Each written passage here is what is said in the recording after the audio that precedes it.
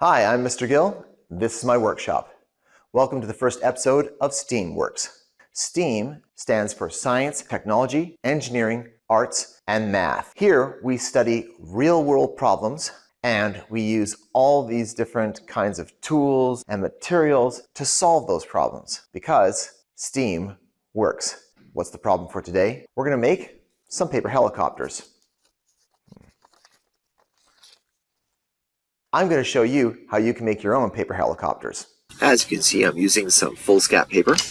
You could use hole punch. I just happen to have this. I've got a marker, a ruler, and some scissors. And that's all I'll need. I'll use one pinky width. That seems to be right there, and that seems like a good width to make my paper helicopter.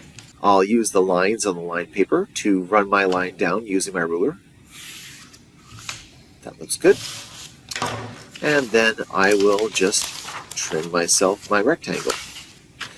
A pinky width isn't really a scientific measure, it's just like an estimation. Now I'm going to count the lines I have, and I'll put it right down the middle. 1, 2, 3, 4, 5, 6, 7. I guess I'll do half of 7, 3.5. 1, 2, 3, 3.5. I'll put a dot in between 3 and 4. That looks pretty good. And now I'll draw a line to the halfway mark. I'll fold it in half, and that'll give me my halfway mark better than just measuring it. That's faster. Okay, yeah. Now I'm going to draw the line across my halfway mark that I folded. That was very simple.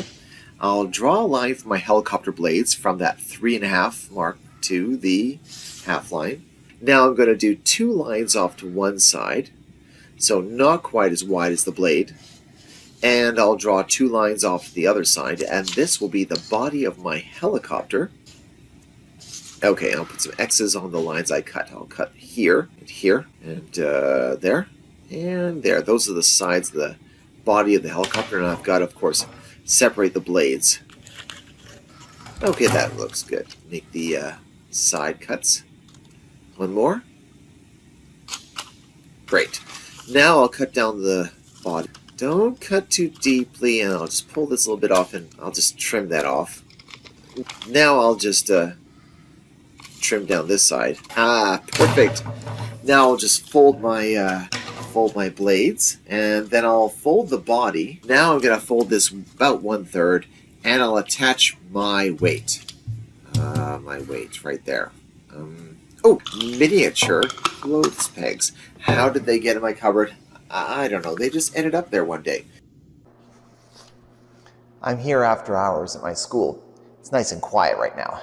A perfect time to test my helicopter. I'm on the 2nd floor, and there's downstairs at the main entrance. I think it's safe for me to drop. Let's see what happens. Give me a countdown. 3, 2, 1, drop.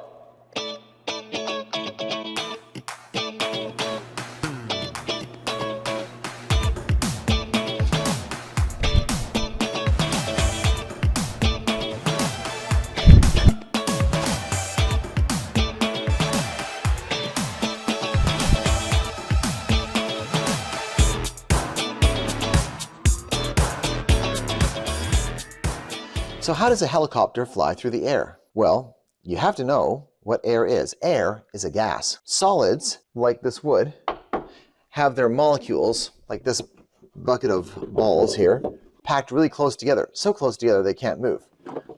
This bucket of balls is more like a liquid.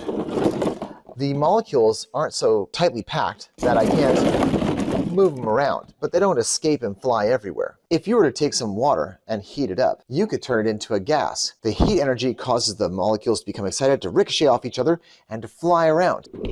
You'd have this many molecules filling the same space as those many molecules when you turn a liquid into a gas, and they're bouncing off everywhere.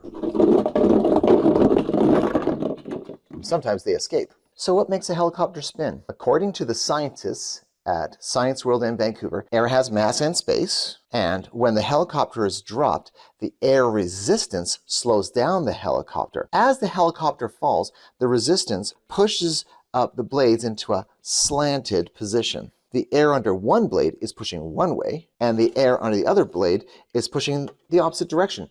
These two forces of push around the blades make it spin. The faster the blades spin, the less air can get by, and the slower the helicopter falls. The fall produces drag, which resists the force of gravity. Well, that was a very good result.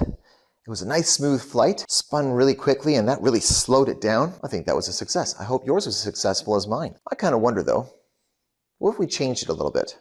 What if we had made the blades longer? Maybe you could make the blades shorter and make the tail longer. Would it make it slow down or speed up? If it spun faster, would it travel slower? Or maybe if it spun slower, it would travel slower. Would a heavier weight on the end be better? Would no weight on the end make a difference? Or what if we made an entirely different prototype? I made this one out of cardboard. It's going to be much heavier than the other one, and I've had to use a little heavier weight to make it drop in a nice straight line. But look at the size of the blades. They're much wider. The proportions are definitely different than the other one. I wonder what would happen if I was to drop this one. Maybe I'll leave that for you to find out. Thanks for tuning into STEAMWorks. We hope to see you here again next time. And until then, stay curious.